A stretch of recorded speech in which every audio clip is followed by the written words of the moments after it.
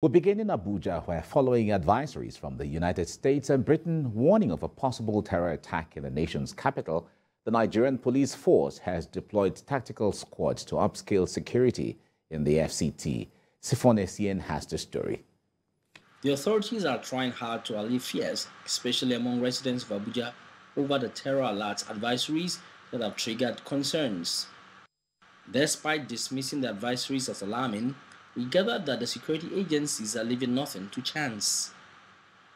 It has emerged that covert operations have resulted in the arrest of terror suspects, many of whom had infiltrated the nation's capital. But in the last 1 week, an uneasy calm has settled over Abuja. There has been no recorded security breach, and experts attribute this to several factors. The Kuje incident, we've seen an improvement in techniques, tactics, and procedures by the security forces. And so what we did is to show in the 36 states of the Federation that there are ongoing security operations, and that those security operations, if you pick each and every one of them, we can't even count the number of security operations. What we did in those two reports is just present the ones that we know. Assistant Inspector General of Police Amechi Lumelu is in charge of the counter-terrorism unit at the force headquarters.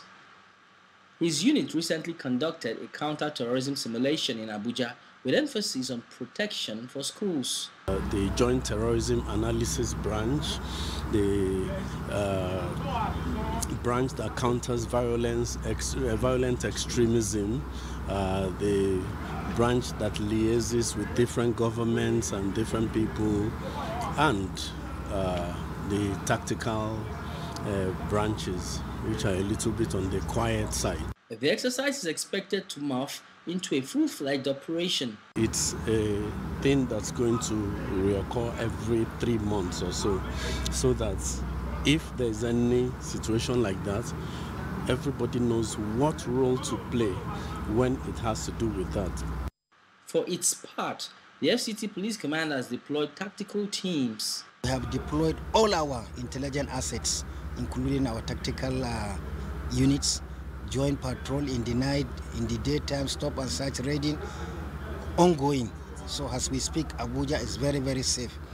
But the task of keeping the seat of power safe is even more challenging now than ever. Sifon Essien, TVC News, Abuja. And still in the nation's capital, Nigeria's Minister of Works and Housing says the 20 major highway projects totaling 444 billion naira have been completed in 2022.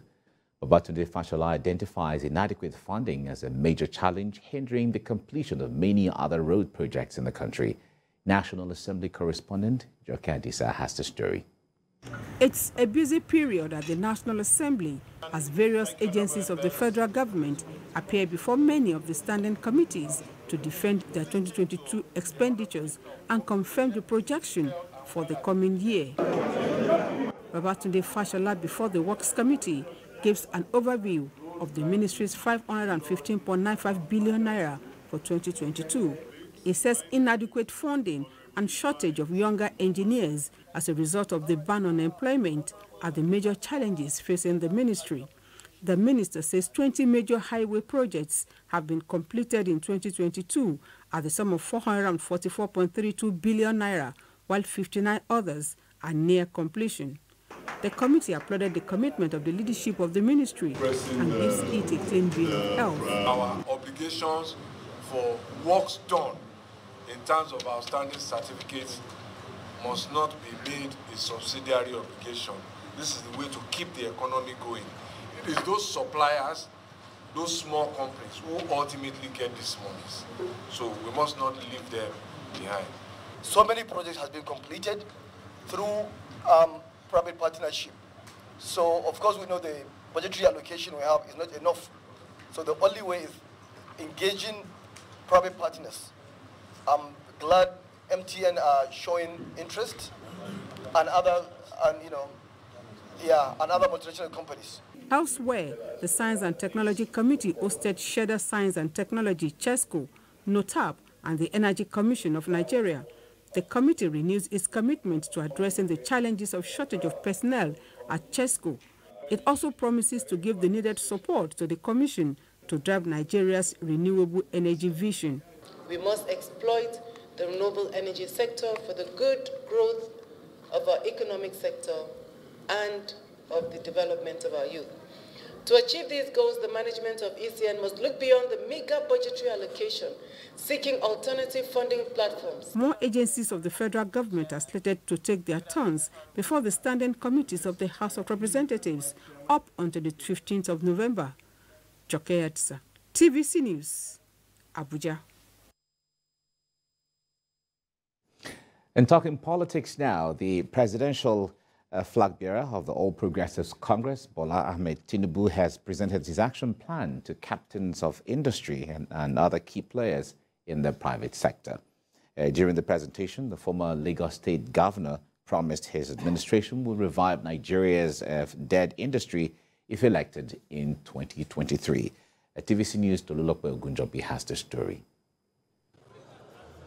The business community was fully represented, with the president of Dangote Group, Mr. Aliko Dangote, Mr. Jimovia, chairman Zenith Bank, chairman Harris Holding, Mr. Tony Elumelu, former chief executive of Access Bank, Mr. Herbert Wigwe, and other leaders representing sectoral groups operating in the country.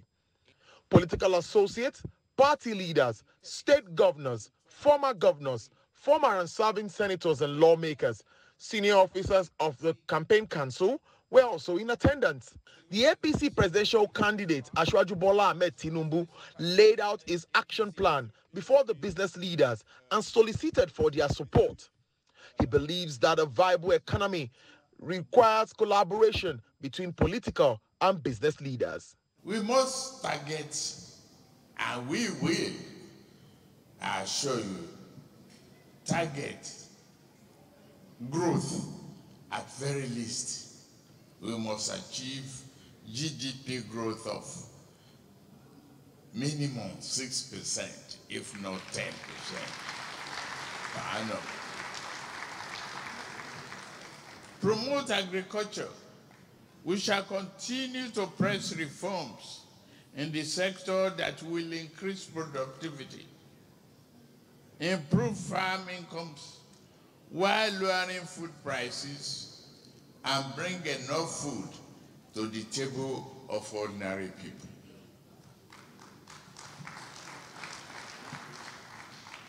Power. Nigeria, I am determined. They are Nigerians, I am determined, I repeat, to give you the affordable and reliable power you need to drive your businesses in a way that lifts the entire economy and ordinary person. For the vice presidential candidate of the party, the APC team is ready to revive dead industries, promote agriculture, provide power, produce and use made in Nigerian goods, build infrastructure, and most importantly, improve the country's security situation. That insecurity is a major deterrent of private enterprises and investments, not to talk of the trade to life and livelihoods.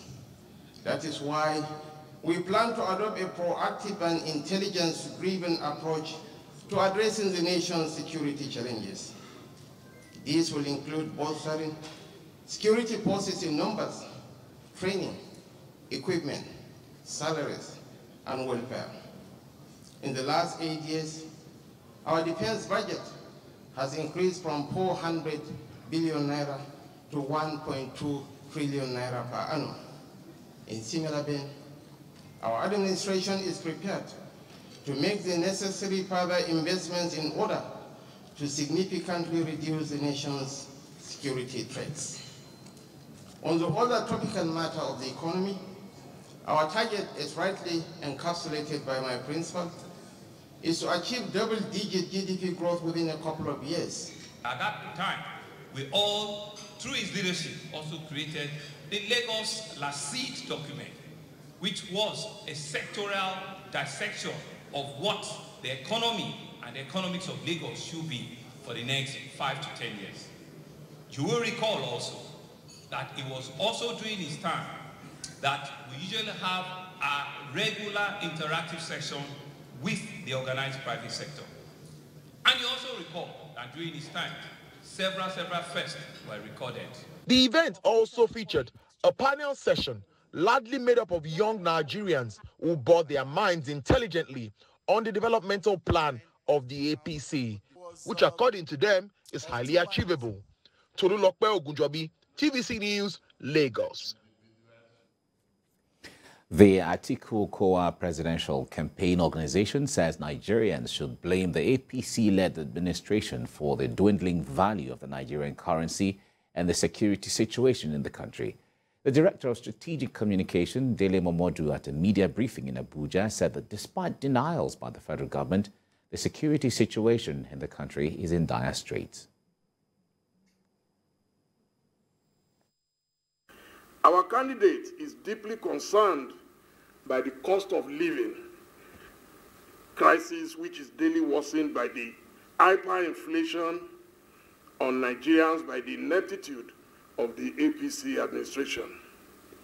We are, however, assuring Nigerians that help is on the way, as the policies enunciated with the policy document, our covenant with Nigerians, will not only bring Nigeria out of poverty, but also herald an era of prosperity and sustainable development in the PDP government come 2023. We have said, in spite of what you see as challenges in our party, that we are already moving on. The train has left the station, which is why we are campaigning. We are the only party that have gone to 3 states to campaign officially. None of the other political parties have been able to do that. It's only the other day that one of the parties met somewhere in Nasarawa, and of course you saw the outcome in terms of the gathering. And so if we have been able to move with the train, we are also ready at any given time to stop at relevant train stations to pick up new passengers, including those who are reluctant to join at the moment.